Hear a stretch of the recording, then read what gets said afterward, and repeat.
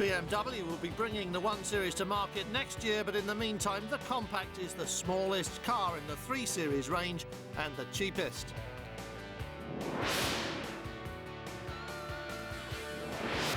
The General's coming on strong at home, but in a spot of bother in Europe. Here's the lineup and a couple of choice offerings: Agila and Astra Cab.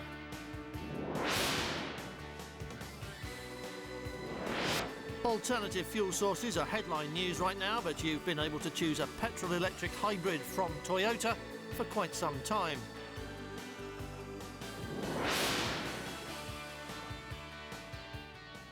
It's not the prettiest car in the Opel range, but the Agila is another of those tall and roomy solutions to urban driving and living, which have been especially numerous in Japan. Short overhangs mean short overall, means easy to park, though it's low enough to fit inside a multi-storey. Priced more or less on a par with Corsa, Agila offers massive amounts of interior space for the money, plus excellent fuel economy. And performance is acceptable enough to make it a car you can live with in most situations. This is the alternative to the Agila, of course, on price at least, the Corsa. Entry-level models for around the same money as Agila, but an entirely different solution to the crowded urban environment. Corsa is aimed more at the young singles than the middle marrieds, but it works for all situations, and it's remarkably roomy as well. A continuation of the popular Nova theme, of course. It's a good car in an increasingly tough market. But there's a wide range of models in the Corsa lineup, and the sportier versions are good performers and well priced. The surprise in the Opel lineup has to be Frontera, a 4-wheel drive that comes in 2 styles. There's a 5-door estate version, the big family off-roader for camping and canoeing weekends in the country or whatever. And then there's this, the 3-door sport version. Though it's hard to imagine anyone going off-roading for fun in any serious way in what is essentially a boulevardier. Cruising and posing is one thing, but serious green another altogether. It's good looking in an off-roadish sort of way, it's good value, and now there's the 3-litre V6 Sport as well, so there's something for everyone. The Omega has been around more or less unchanged for quite some time, and that's a pretty big tribute to the original design and the quality of the underlying engineering. The estate is massive inside, and the saloon is quite possibly the most undervalued car in the Opel range. Omega has taken over from Senator as the flagship model, and with ongoing addition and refinement, it's really a very nice car indeed, which sounds as if we're damning it with faint praise, but really that's not the case. The Speedster may be the attention grabber in the showroom, but this Elise derivative just doesn't appear on the roads in the same numbers as its Norfolk cousin. Something to do with the cachet of the Lotus name, perhaps. But the Speedster is lots of fun, and though road tests seldom seem to give it level status with the Elise, it remains a very good car, and, to some eyes, a little better looking than the Lotus. Certainly this is a shape that's cast in a more modern mould, rather like the other performance car that's almost part of the Opel range now, the Astra. Extreme, that is. Opel have usually found room in the range for a sports saloon, a tradition that goes back to the Manta rally car derivatives. This one is from DTM.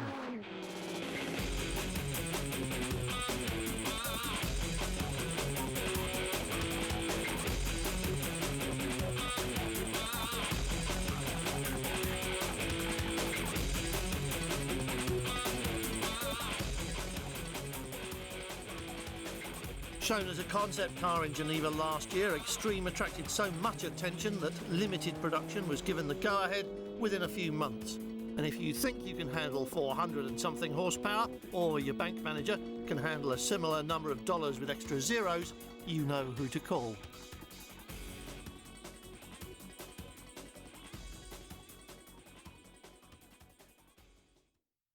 Meanwhile, the regular Astra is one of the best kept secrets in the range and the marketplace. The virtues which make it so are transferred to the cabriolet as well. Soaring off the roof of a hatchback invariably involves compromise and penalty, and we're all familiar with the flexing and rattling which top that list. But the Astra survives all that very well, and the benefits far outweigh the cost of compromise, especially in the warmer parts of Europe. Although the quick and smooth and remotely operated electric hood mechanism certainly looks attractive to those of us used to a more changeable climate. And with Bertone now part of GM's mainstream production process in Europe, quality from the Italian factory is excellent, so no worries about fit or finish or durability either. Having the roof folded up behind the rear seats inevitably implies a loss of space, and of course it's true, but boot space on the cabriolet remains generous, while the missing inches will be very noticeable to rear seat passengers. But again, that goes with the territory, and cabriolet buyers will know exactly what they're getting and why, so they probably aren't going to be too bothered about all of that. One thing they will be getting, which was strenuously denied at launch, is a bit of extra in the underbonnet department, where the turbo makes a welcome comeback to a range that was previously topped by a 2.2 16 valve. This engine and the 2 litre it's derived from have been the core of the range for some time, and turns up in all manner of performance applications in Opel road cars and elsewhere. With turbo, it comes close to 200 horsepower, with maximum torque on stream from 2,000 RPM and upwards, making it flexible and usable, as well as downright quick, not just to 60, but all the way to 150 miles an hour.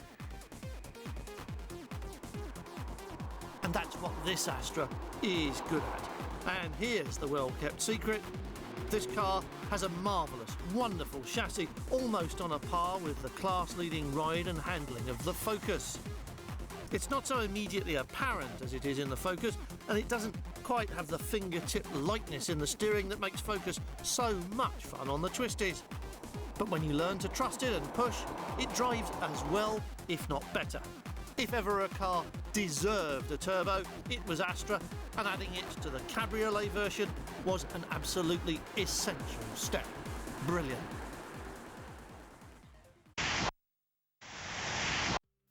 There are those who might feel uncomfortable paying top dollar for a neat 3-door hatch, especially when the option list is significantly longer than the one-headed standard features, and can easily add a whole 50% to the price of the car. But, so the theory goes, you'll be a lot happier paying bottom dollar for a BMW, an entry-level model that's still priced just above the top level of what you might think of as its competitors, but only just. And of course there's a real entry-level BMW coming down the pipe right now in the shape of the 1 Series we saw at the Geneva show, which will lower the ante considerably. But that's at least a year away, so the question facing us now remains simple. Is this a lot of car for the money, or is it a lot of money for this car? It's not so much of a chopped-off 3 Series as it used to be, but still has a similar truncated rear end to make it into a hatchback. But now it's larger than originally and featuring useful but not astounding luggage space behind the rear seats. But then no one buying into this segment expects they'll be able to fit a washing machine in the back. Or in the front, come to that. Like outsiders viewing the front end, the driver will have a view that's very much BMW. And this is very much what you're paying for. The comfort that comes from knowing this is German engineering at its best. It's a very different experience from looking at similar sized cars which may be half the price and a great deal more powerful. It is the genuine BMW experience, complete with the little touches that make every drive such a pleasant experience. But in order to get the compact at entry-level money, you have to skip all the little bits and pieces we take for granted on almost all Japanese cars and most Europeans. As we said, you can spend half as much again for air conditioning and so on. You also get the 1.6 engine, which, to be honest, doesn't bring electrifying performance in its wake. On the road though, we've just been looking at the 325 version, which does rather jump a bit in comparison, carving 3 whole seconds off the 0 to 60 time and lifting top speed by 25 miles an hour up to almost 150. On the other hand, watch the price jump by 50% as well. You can have a steady 316 with all the toys or a rather plain 325 for about the same money, both giving you the complete BMW rear-wheel drive experience in a rather different way. And we know which one we'd be choosing. From economy-conscious BMW to even more economy-conscious Toyota is a big step, but that's the one we've decided to take next.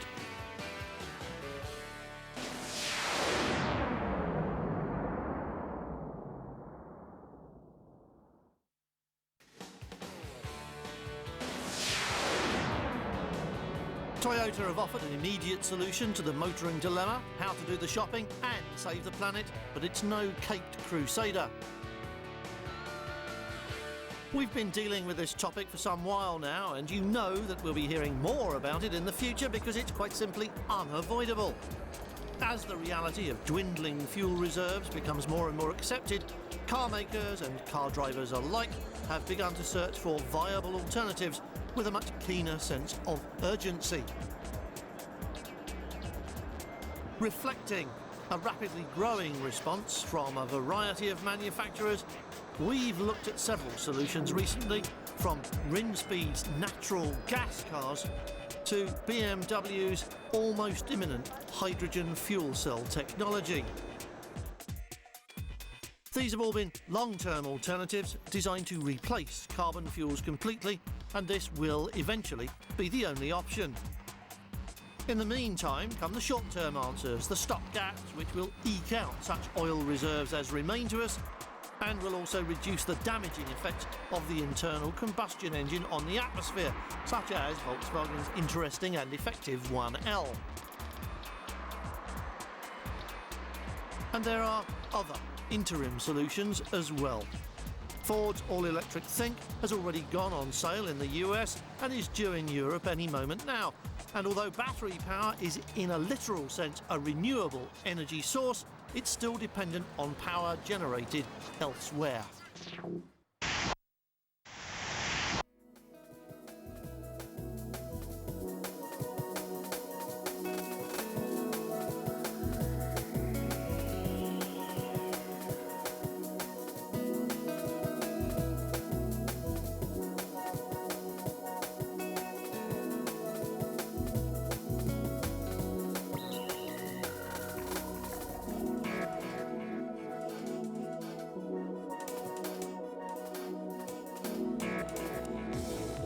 Also available in increasing numbers are the hybrids, the petrol-electric vehicles which have become increasingly sophisticated and effective, like the Toyota Prius.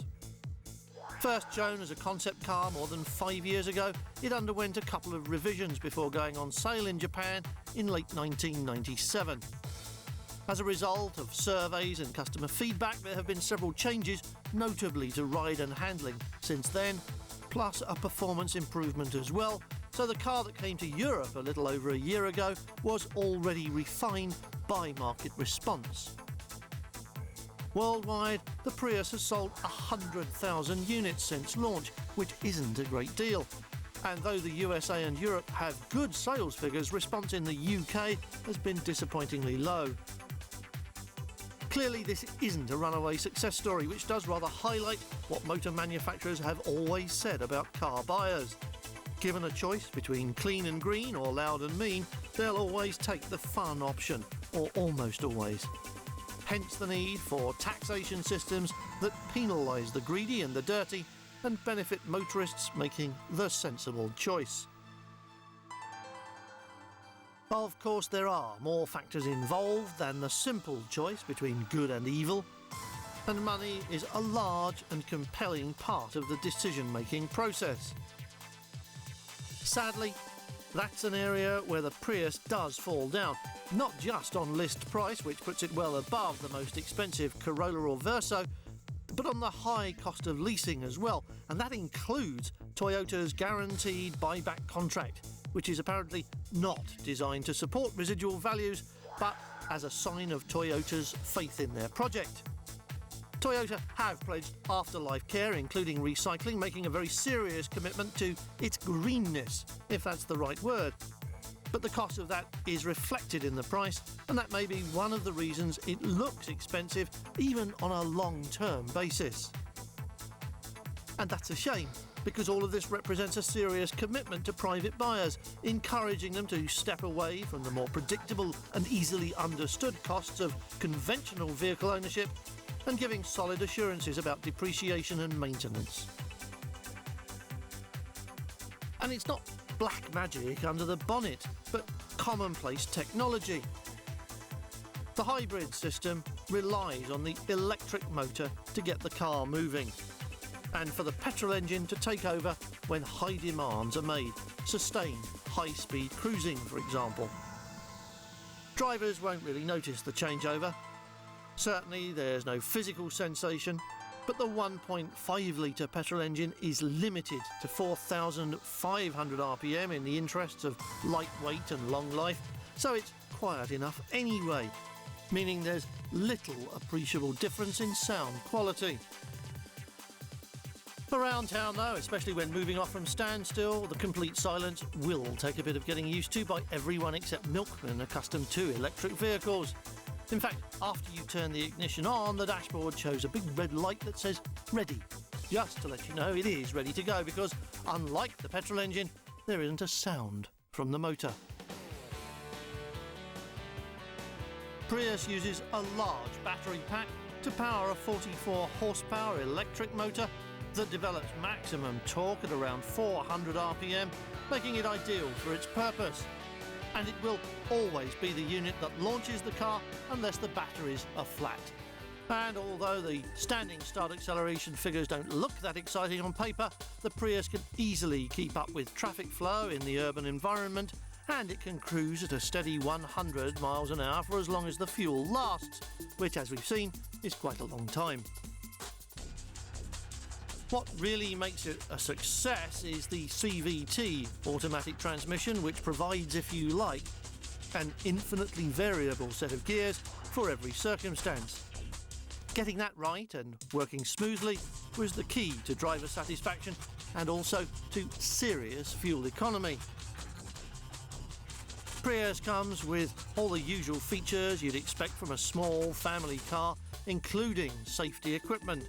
So it hasn't been stripped out to save weight and make the hybrid system look better than it really is. The whole thing works properly, just as you'd expect from a major motor manufacturer. Indeed, you'll find that air conditioning is a standard feature, along with remote central locking, power windows and mirrors, and there's optional sat-nav as well. It's a 5-seater, with as much room inside for passengers, oddments and luggage as any similarly sized conventional rival, even with the demands made on it by its battery pack behind the rear seats. And it should be too, since it's built on the same size platform as Corolla. It looks pretty similar as well. Aerodynamic efficiency was obviously a key issue in determining the last few percentiles of fuel economy, but it's a neat, good-looking car, well designed for modern living and usage. With almost 60 miles to the gallon in the combined cycle, the Prius ought to appeal to fleet buyers, and with CO2 40% less than a similar petrol engine, it should appeal to company car owners who pay tax on these very figures. So why isn't it selling like hotcakes on a cold day? You alone know the answer. Maybe it's because this car is so good and such good value for money already. Toyota's very own Corolla is serious competition for the Prius and already delivers good economy, good performance and good value for money. And that's the danger, isn't it? When you walk into the Toyota showroom, you're confronted with a very similar looking car that does almost everything rather better, except it's not quite as economical. But we all know that the figures quoted in the brochure are ideal world, and the reality is bound to be a little less attractive. So why risk Prius, which is not so quick or punchy, and take a risk on hybrid technology when Corolla is based on well-proven mechanicals we all know and trust? It's already the world's best-selling car, and it accounts for 20% of Toyota sales in Europe. That's some 800,000 units, which puts Prius figures into perspective. Of course, there's a much bigger range to choose from as well, since Corolla comes as a saloon, a hatch and an estate, plus the MPV, which has been designated Verso. And there's a T-Sport model to take on the Civic Type R. There's satellite navigation, climate control, a wide choice of engines. In fact, the standard features list is typically generous. But there's also a long list of options to allow buyers to personalise their car even more. And this is a very important car for Toyota, the cornerstone of the range and of future growth. So they've taken a great deal of trouble with this 9th generation model. It was designed specifically for Europe. Indeed, it was designed in Europe, in the south of France. And though the European market is the smallest of the worldwide arenas in which Corolla will compete, it's also the most demanding, which is why the car was designed for European success. The thinking behind it, quite plain: if it works in Europe, if it's an acceptable car to the European market, it will sell anywhere in the world. All things considered, Prius looks unlikely to compete against its own in-house rival, never mind outsiders, and that's a great shame. We all need more cars like this on the road, and we all need lots of people to buy them and save the planet. Well, we need you to buy them, really, and then I can order my M3 with a clear conscience.